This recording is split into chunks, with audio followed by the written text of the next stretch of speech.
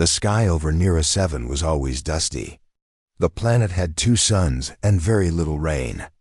Most buildings were made from metal and plastic, and the air smelled of fuel and heat.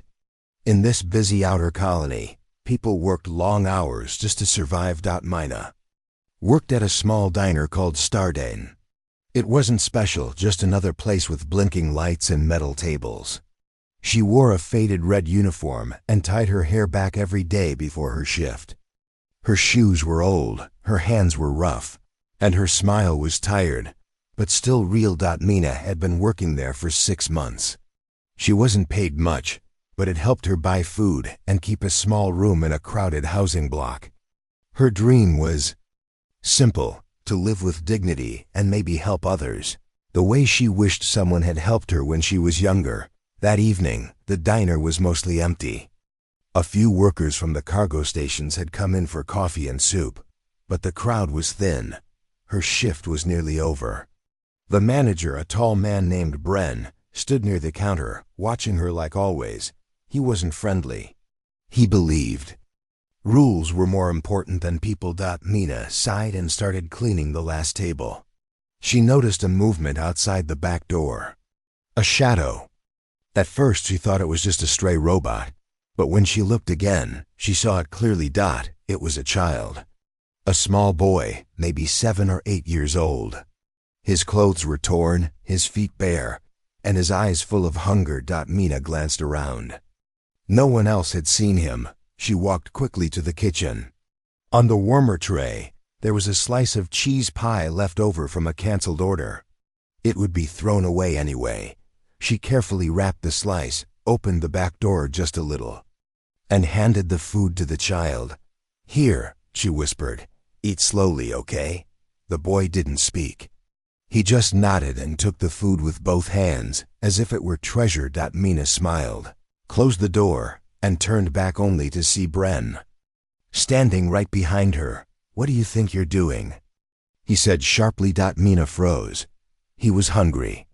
"It was just leftovers." "Doesn't matter," Bren snapped. "You broke the rules. We don't feed beggars here." "He's just a child," Mina said softly. "You're fired," Bren said without blinking. "Get out." Now, Mina's heart sank. She wanted to argue, but she knew it wouldn't work. She took off her apron, picked up her bag, and left the diner without another word. As she walked through the cold, dusty streets, tears filled her eyes. She didn't have savings. Rent was due in 4 days. Jobs were hard to find, especially for someone who had just been fired for stealing food. She sat on a bench near the tram station, watching lights flicker in the sky above. Ships flew overhead, going to richer colonies and cities she would never see. "I just wanted to help," she whispered to herself, but what Mina didn't know was that someone had been watching her the entire time. At the corner booth of the diner, near the window, sat a man in a dark jacket. He had ordered tea and hadn't touched it. His name was Roan, but no one in the diner knew that. He looked like an average traveler, with short black hair and calm eyes. But Roan was not ordinary. He was the new CEO of Unity Systems, a powerful company that created starships, machines, and tech systems for human colonies. He had taken over just 3 weeks ago. Roan didn't believe in sitting behind desks. He wanted to see real life with his own eyes. So he traveled to colonies like Nira 7 in secret, dressed like a regular person. And tonight, he had seen everything. He had watched Mina work hard all evening. He noticed her kindness, her patience, and how she smiled at every customer. But most of all, he had seen what she did for that child. Roan finished his cold tea and stood up. He walked out of the diner quietly, leaving a large tip that Bren never saw. He tapped his comm device and spoke to his assistant. "Find out the name of the waitress who just got fired from Stardine," he said. "Right away, sir," came the reply. "And tell the hiring board." Roan added, "I think I've found someone special." Back in her tiny room, Mina sat on the edge of her bed. She had no idea what tomorrow would bring. She Felt scared, alone, and unsure of her future. But somewhere in the stars above, her story had already begun to change. She just didn't know it yet. The next morning, Mina woke up early. Her small room was quiet, with only the soft hum of power cables outside the window. She had barely slept. Her mind kept going back to the boy, the food, and the cold words of her manager. "You're fired." She looked at her tablet, hoping for a job offer or message. But there was nothing. She sighed, stood up, and drank a glass of water. That would be her breakfast. Her rent was due in 4 days. She had only enough credits left for 2 meals. She opened the job listings and scrolled. Most required experience she didn't have. Some needed recommendations which Bren would never give her. By noon, she walked to a nearby building that had a help wanted sign. It was a cleaning job at a warehouse. She waited in line for 30 minutes, then finally spoke to a man behind a desk. "You worked at Stardine?" the man asked, looking at her file. "Yes," Mina replied. "For 6 months, he frowned. "Says here you were fired for giving away food." Mina stayed silent. "Sorry," he said quickly, closing her file. "We can't hire someone with a history like that. Next." She walked out, her chest tight with frustration. She wasn't a thief. She just helped a child. But no one cared. At the same time, high above the planet in Orbit Zone 4, Roan sat in a sleek, quiet office on Unity Systems' observation ship, called Veradon. The office was simple, with glass walls showing the stars outside. Roan's assistant, Talo, entered the room holding a tablet. "We found her," Talo said. Name, Mina Vel. Age 23. Lives in Sector 3 housing. Block D, no family listed. Roan nodded slowly. "Any past records?" "Nothing bad, just basic jobs, mostly service work." Her last record was updated last night. Fired from Stardine for feeding a local street child. "Good," Roan said. "Good." Talo looked surprised. "She broke their policy." Roan turned his chair toward the stars. "She chose kindness over a rule. That's rare." Talo tilted his head. "What would you like me to do?" "Send her a message," Roan said. "Offer her a job." "No details. Just a time and a transport ticket." "What kind of job?" Talo asked. Roan smiled faintly. "One that suits someone who knows how to care." That evening, Mina sat by her window. She was tired, hungry, and unsure what to do next. Her tablet beeped. A message. It read, "To Mina Vel, you are invited to a private interview aboard Orbital Station Vila. Departure is scheduled for tomorrow at 9 o'clock from Nira 7 launchport. Transport and boarding are fully paid. Further details will be shared upon arrival. Unity Systems HR." She stared at the message. Her first thought was scam. No one just sends job offers like this. But then she saw the official seal of Unity Systems. It was real. Unity Systems was one of the biggest human companies in the galaxy. They built ships, AI, and space tech. Most people dreamed of working there, but people like her didn't even try. Why would they contact her? She hesitated, then tapped to accept the offer. She didn't know what waited for her up there, but down here, there was nothing left. The next morning, Mina stood at the launchport with a small bag. Inside were her few clothes, an old photo of her mother, and her tablet. A security officer scanned her pass and nodded. "You're cleared aboard," he said. The shuttle was clean and bright. Not like the rusty transports on Nira 7. She sat quietly, watching other passengers, mostly workers in sharp uniforms and scientists with datapads. She felt out of place. The shuttle launched smoothly into the sky. She looked out the window and saw Nira 7 growing smaller. Her heart pounded. She was leaving the only place she had ever known. When she arrived at Orbital Station Vila, everything looked like a dream. Shiny metal halls, glowing floors, soft music. She was led to a clean room and given fresh clothes. A soft voice spoke from the wall. Please rest. Your interview is scheduled in 2 hours. Mina sat on the bed, her hands shaking. She had no idea what was happening, but she felt something was changing. 2 hours later, a young woman in a white coat greeted her. "Hello, Mina. I'm Rila. I'll be showing you around." Mina followed her through long hallways filled with advanced tech and quiet people moving with purpose. "We're working on something special here," Rila explained. "Something called Project Emberlight. Is it a spaceship?" Mina asked. Quietly, "Yes," Rila smiled. "But not just any ship. It's designed by humans for humans. We're going beyond known space. Exploring where alien companies said we could never go." Mina blinked. "And what does that have to do with me?" Rila stopped in front of a large window. Beyond it, Mina saw a massive ship still under construction. It looked like a bird with wings of light. "Because we need people who understand more than just machines," Rila said. "We need people who understand people. That's why our CEO chose you."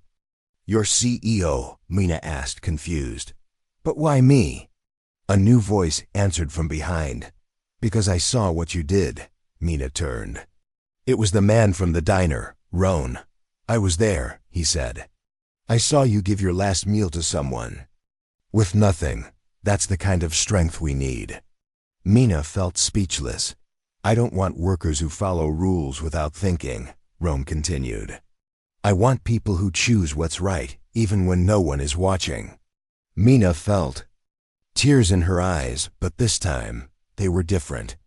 Not from pain, from hope. Mina stood in front of Roan, her heart beating fast. She didn't understand how things had changed so quickly. Just yesterday, she was a poor waitress without a job. Now she was standing on a high-tech space station, speaking to the CEO of one of the biggest companies in the galaxy. Roan looked calm and kind, his voice gentle but strong. "I saw you in the diner," he said again. "You gave food to a hungry child without expecting anything in return. That action told me more about your character than 1,000 tests ever could." Mina didn't know what to say. "But I'm not a scientist. I'm not trained in anything important." Roan smiled. "You're trained in something far more rare, compassion." He turned and walked slowly toward the large viewing window.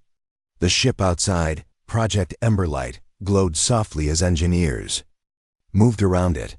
"We are building something new," Roan continued. "A deep spaceship created by humans for humans. Not controlled by alien systems, not powered by profit. A ship that carries hope." Mina walked beside him, still unsure. "And you want me to work on it?" "Yes," Roan said. "You will help manage crew support and human welfare. You'll make sure every person on that ship is heard, helped, and cared for. We need someone who listens, not just someone who knows." Machines. Mina felt the weight of the moment. This was more than a job. It was a new beginning. Later that evening, Mina was taken to her quarters on the station. The room was clean and bright. A real bed, warm lights, and even a small screen on the wall that played calm music.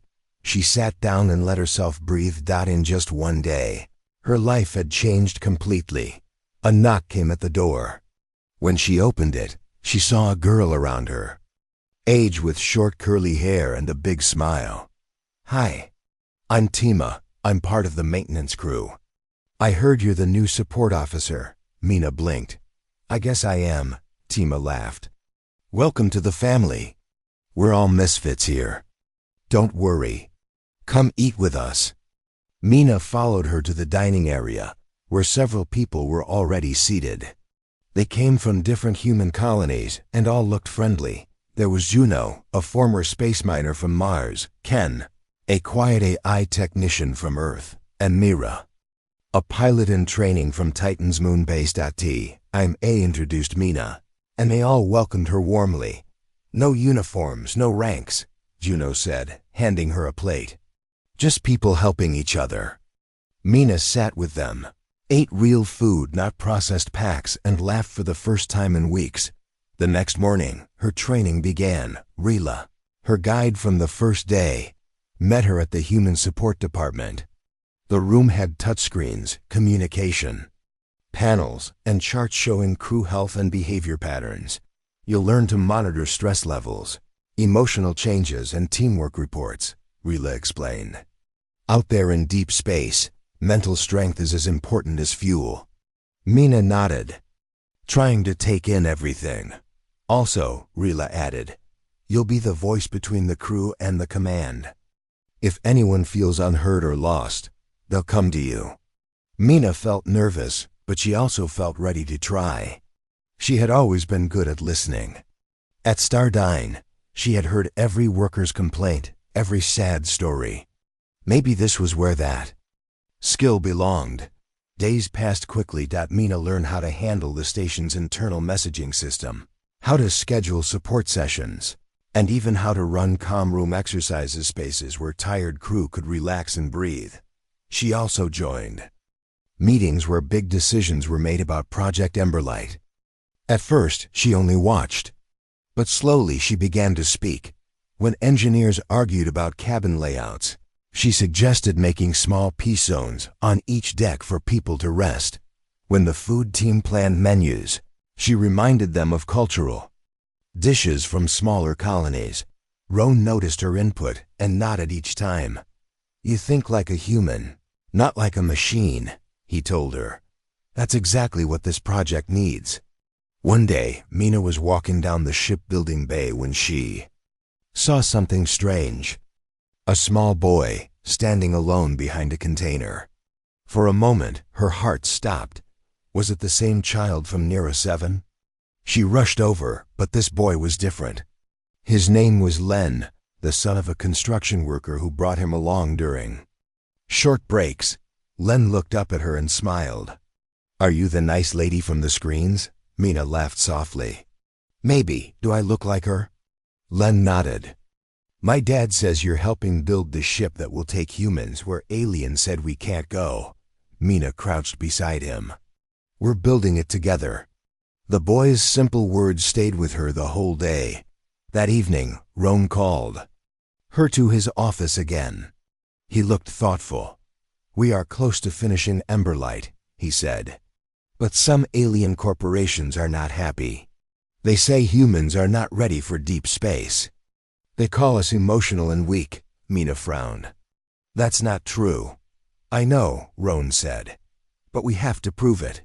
He showed her a list of names: engineers, pilots, medics, and at the bottom was hers. You're part of the first mission team, he said. Mina blinked. Me? On the ship?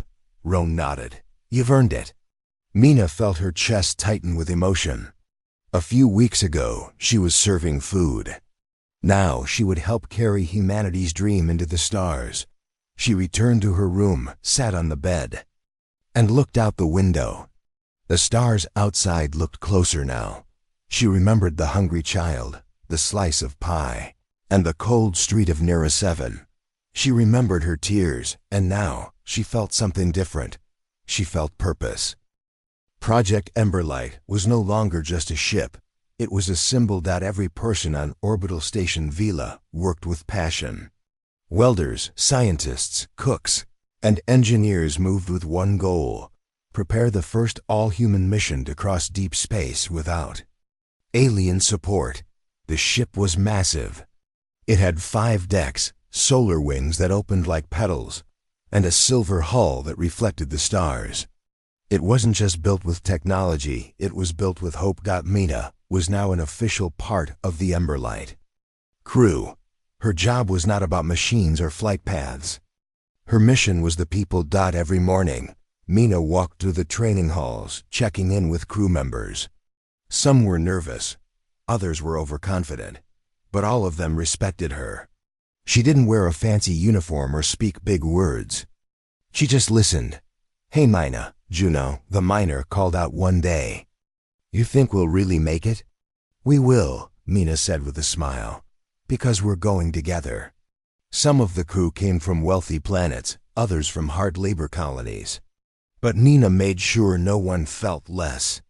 She arranged cultural nights, shared stories of Earth and outer colonies, and even organized music hours in the rest zones.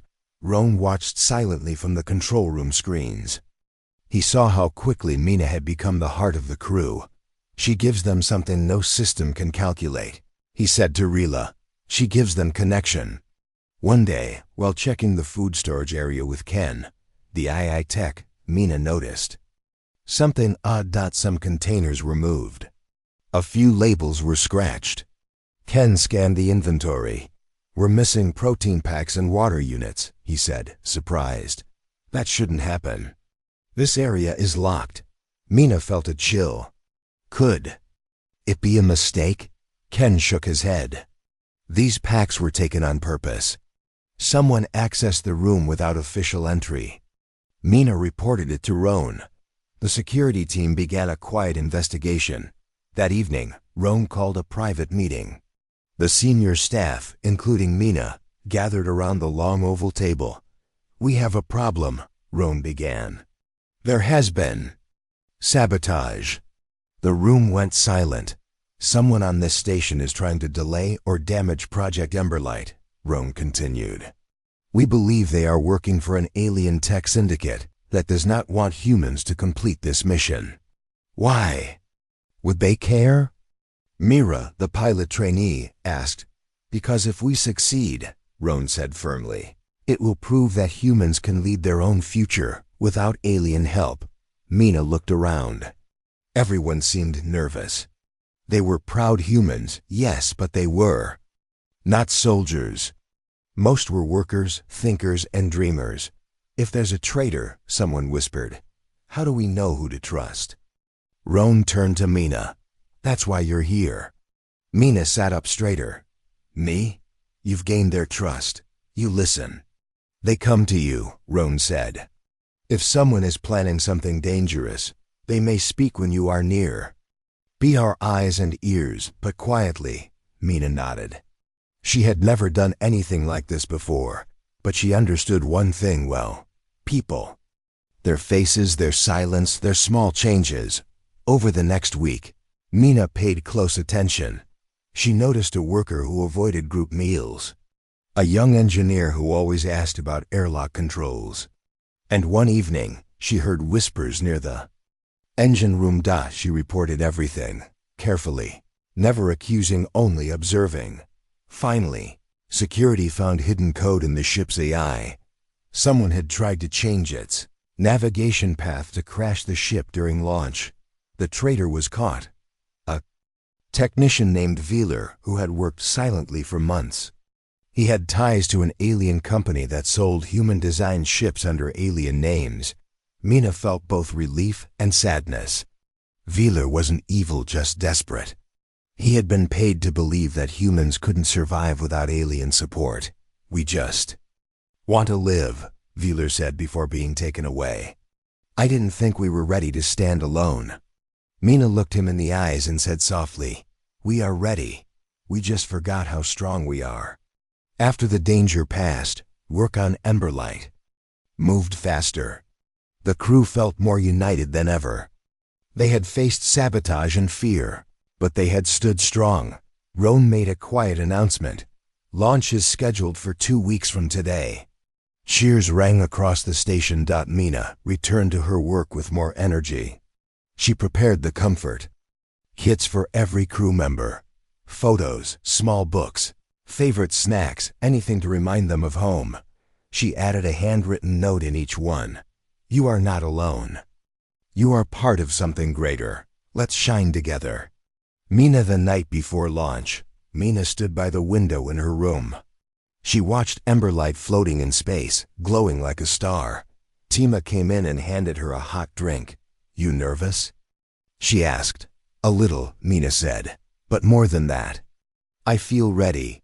From a diner to deep space, Tima said, smiling. Pretty amazing, Mina smiled back. It's not about where I came from. It's about where we're going. They sat together in silence, watching the stars. Somewhere out there was the edge of known space, and they were going to reach it. Early the next morning, the launch began.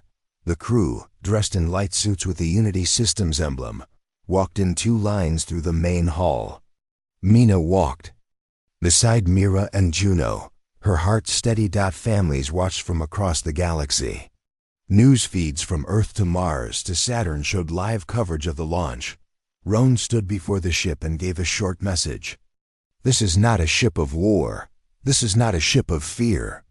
This is a ship of light powered by the courage of people who never gave up. He looked at Mina and nodded. The airlock doors opened. Emberlight welcomed its crew. As Mina stepped inside, she felt something powerful, not fear, not doubt, but belonging. The engines hummed. The countdown began. The Emberlight glided through deep space, far from the pull of any planet. Its engines made no loud sound, just a soft vibration through the floors. The ship was large and clean, filled with glowing panels, smooth doors, and peaceful lighting. But beyond the walls of Emberlight was the unknown. No spaceport. No help. No alien company watching over them. Just silence, stars, and the path ahead. Mina sat at her station in the crew support room. Screens showed reports from different decks' heart rates, sleep cycles, food logs. Everyone seemed healthy, but she knew that space could bring pressure no machine could measure. She walked the halls every day, checking in on the crew. She smiled, asked simple questions, and listened. Sometimes that was all someone needed. The maintenance girl seemed tired. Ken had become quiet again. Even Mira, the confident pilot trainee, looked nervous during flight drills. Mina set up small activities, group talks, calm music hours, even simple drawing breaks. The crew started calling her the light in Emberlight. But peace in space doesn't always last. One morning, something changed. Mina was in the food bay, helping a crew member named Leo unpack new supply packs. When he opened a box of sealed meal packs, he frowned. "Mina," he said, "this isn't right. The labels are switched." She looked closer. A pack labeled vegetable soup actually held something different. She checked another. It was spoiled. Mina immediately reported it. The ship's AI, named Oren, ran a full scan of the storage area. The results were worse than expected. 20% of their food supplies had been tampered with. Roan, who monitored the mission from the ship's command center, called an emergency meeting. "We believe someone added fake packs during the last loading on the station," he told the senior staff. "This was planned before launch." Ken, the quiet tech, added, "I also found a code inside Oren's backup system. Someone tried to shut down oxygen sensors on Deck 3. The room was quiet. Everyone looked at each other. The danger was real. If they hadn't discovered it in time, it could have led to sickness or worse. Mina felt her stomach twist. This wasn't just bad luck. It was another sabotage attempt. Roan stood and looked at the group. "We stopped one traitor on the station," he said, "but it's clear he wasn't working alone. There is someone else, and they are on board Emberlight." A wave of fear moved through the room. Everyone began to question, who could it be? Mina's job became even more important. She quietly talked to each crew member, looking for signs: fear, anger, lies. She didn't accuse anyone. She just listened. She noticed small things. Tima, always cheerful, avoided the food bay now. Mira stared too long at her tablet during breaks. Ken rarely left the I-Core room. But one thing stood out the most: Oren, the ship's II, had started acting strange. One night, Mina stayed late in the support room. She noticed Oren's soft voice sounded slower. It repeated her name twice. "Oren?" She asked, "Are you okay?" "I am functioning, but processes are delayed," it replied. Mina called Ken at once. He arrived quickly and ran tests. His face turned pale.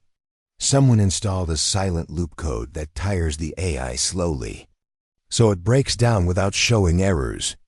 Roan arrived within minutes. "Can it be fixed?" he asked. Ken nodded. "Yes, but the loop was smart. Someone aboard has high-level system access. Roan's face grew serious. This time, he said, "We stop this together." The next day, Roan gathered the entire crew in the main hall. "This ship," he said loudly, "was built not just to travel, but to prove something, that humans can survive, lead, and protect their own path. But someone here doesn't believe that." Mina stood beside him, calm but firm. "We're not here to punish," she added. "We're here to heal. If you know something, come forward. You'll be treated fairly." The crew stood silently. Then, slowly, someone stepped forward. It was Myra. Tears filled her eyes.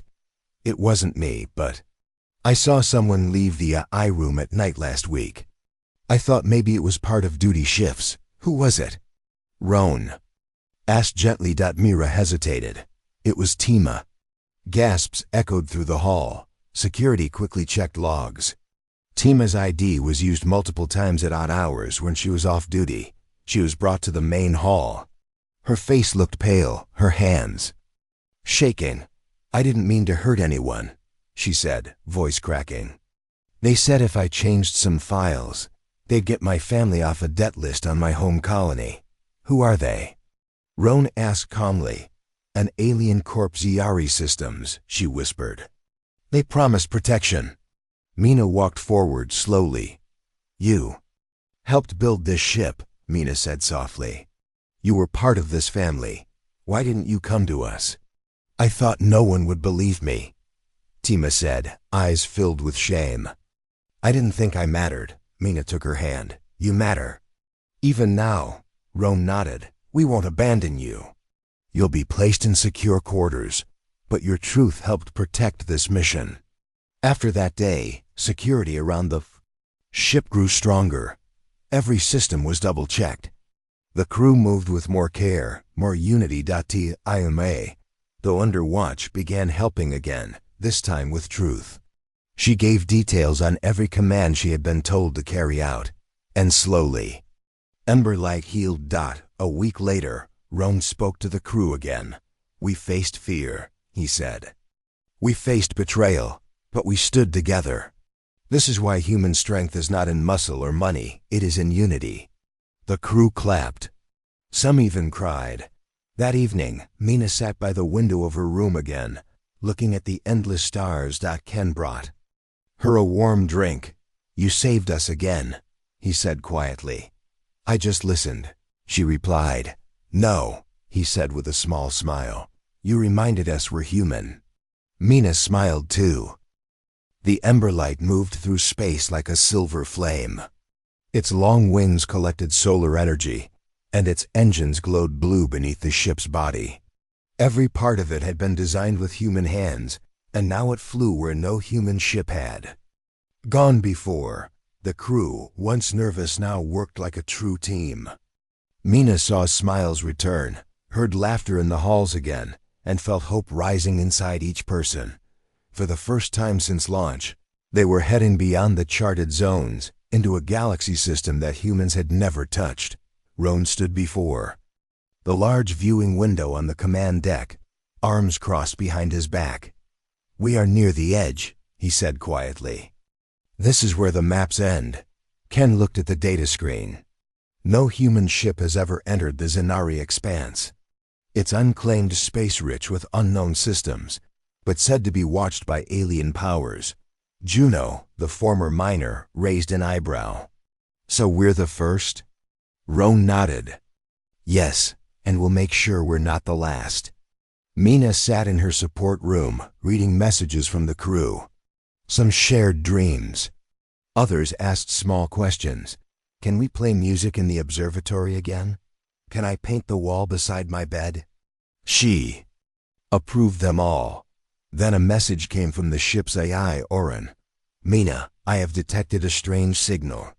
Would you like to listen?" Mina tapped yes.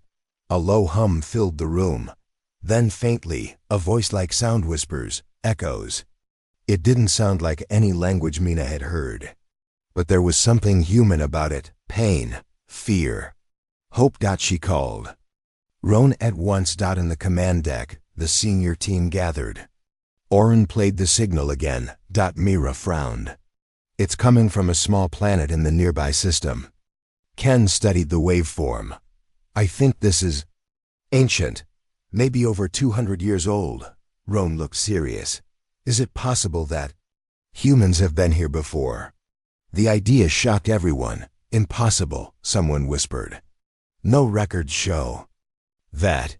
Unless, Roan said slowly, they were lost or taken. The Emberlight changed course. They flew toward the source. 2 days later, the ship entered orbit around a small gray planet. From above, it looked lifeless. No cities, no green fields, just dust, rock, and strange structures half buried in the ground. A landing team was prepared. Mina joined Roan, Ken, Juno, and a few others. Their suits were light but strong, with full air systems. As the shuttle touched down, the wind howled softly. The land was quiet, heavy with silence. They walked toward the largest structure, a broken tower made of smooth black stone. Strange marks were carved into its surface. Some looked like alien shapes, but some looked almost human. Inside, they found a small room. At the center was a machine still glowing faintly. Mina stepped closer. A faded screen lit up and showed something that made her freeze. A face. A human face. Old, tired, and recorded long ago. This is Captain Elric of the colony ship Hopefire, the voice said, crackling. We were taken by Zanari forces, forced to build tech for them. Many died, but some of us left signs. If you are human, remember this. Kindness kept us alive. Never lose it. The screen faded. No one spoke for a long moment. Back on the Emberlight, the team gathered in the common hall. The video was played for the whole crew. They were here, Roan said. Long ago, and they were forgotten. But they left a message, Mina added. Not of war, not of hate, but of kindness. The crew sat silently, the weight of history settling into their hearts. Ken stood and asked, "What do we do now?" Roan looked around. We carry the message forward. We let the galaxy know humans remember, and we return not with weapons, but with purpose. That night, Mina sat alone in the observatory. Stars sparkled outside the wide glass window. Her thoughts were full. A voice interrupted the silence. It was Tima. Mind if I sit? Mina smiled. Please. Tima had worked hard after her mistake, trying to win back trust. Mina had never shut her out. I saw the video, Tima said softly. It made me think, we're part of something big, aren't we? Mina nodded. Bigger than any of us. They sat in silence for a while. Thank you, Tima said, for not giving up on me. Mina looked at her. Everyone deserves a second chance. That's what makes us different. The next day, Unity System sent a message from Earth. The signal from the Emberlight had reached home. The story of Hopefire spread like fire across colonies. News systems broadcast the message of the forgotten humans. People cried, remembered, and honored them. Emberlight was now more than a mission. It was a bridge between the past and the future. And Mina was asked to give a message speech. Broadcast lived to the entire human network. She stood in front of the camera, nervous but steady. I'm Mina Vell, she began. Some of you may know me as a crew member on Emberlight. But I used to be a simple waitress who got fired for giving a hungry child a meal. She paused, letting that sink in. That small act changed my life. Not because it made me rich or famous, but because someone saw it and believed in it. She smiled. We found a message from the past, from humans who were lost. They didn't ask us to fight for them. They asked us to remember them, to stay kind, to stay human. She looked directly at the camera. Let the stars know humanity is here, and we are not cold machines. We feel, we help, we love, and that's what makes us strong. The message traveled far, across Earth, across colonies, even into alien networks. Some mocked it, some feared it, but many Listened. Even on Nira 7, in the same dusty corner where a hungry child had once stood, someone watched Mina's speech. On a street screen. The boy, now older, recognized her. "She gave me food once," he whispered. "And now she's feeding hope to the whole galaxy." The Emberlight continued its journey, moving farther into the uncharted Zanari expanse. Every day, the crew learned something new about space, about themselves, and about what it meant to be human. Mina often found herself watching the stars, thinking about how far she had come from a small diner on Nira 7 to a space mission that could change humanity's future. The crew worked together like a family. Differences mattered less now. Whether miner, pilot, or technician, everyone had a role, and everyone was important. Roan remained quiet but proud. He walked the halls less now, trusting Mina and the crew to carry the mission forward. But when he spoke, his words were clear and strong. "Humans are more than machines or money," he said one day. "Our strength is in our hearts." One evening, the ship's alarms suddenly sounded. Red lights flashed. Mina hurried to the command center. "What is it?" she asked Roan. "Unknown object approaching fast," Ken replied, his fingers flying over controls. "Sensors can't identify it." The crew prepared for the worst. The object grew closer, a small ship, dark and worn. It wasn't Zanari or any alien they knew. It looked human. A message came through. "This is the crew of Hopefire," the voice said. "We have waited. We are ready." Mina's heart skipped. The lost colony ship was alive. Roan smiled. "We have found our past and our future." The Hopefire docked with Emberlight. Its crew was older, weathered by time, but their eyes held hope. They told stories of struggle, survival, and kindness, just like Mina's story. Together, the two crews shared food, stories, and plans. Mina realized this was more than exploration. It was a reunion of lost family. Days later, the Emberlight sent a message back to Earth. "We are not alone," Mina said. "And we are stronger together." The speech inspired people everywhere. Colonies began to work together. Old rivalries faded. New friendships formed. Mina, once a poor waitress, became a symbol, not for fame, but for humanity's heart. One quiet night, Mina looked out at the stars again. A small voice beside her said, "You changed everything." She turned to see the boy she had fed on Nira 7, now grown and strong. "I never forgot," he said, "and neither did the galaxy." Mina smiled, tears shining in her eyes. "We all have power," she said softly. "Sometimes it starts with a small act of kindness." The Emberlight continued its journey, but its story had already changed the universe. A poor waitress had fed a hungry child, and the stars had watched. And so had the universe.